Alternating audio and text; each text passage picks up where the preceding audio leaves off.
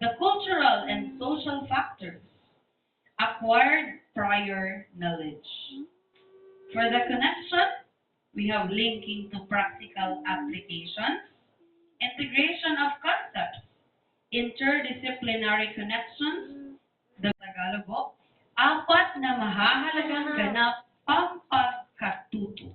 Huwag na, pampagkatuto. For learning events. The very about the topic.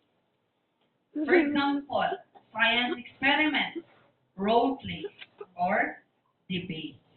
Diba, ma-engage din mo na sila, labi na ng debate. Kasi sa English, we can incorporate debates, diba? Pag there are two opposing topics, grupuhon natin sila.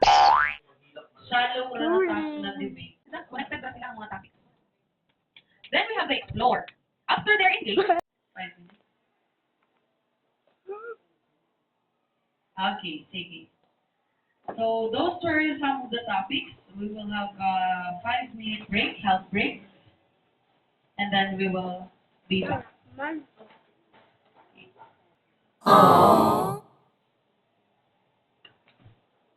O, diba? Perfect. Ang day 1, at kargado na ng activities.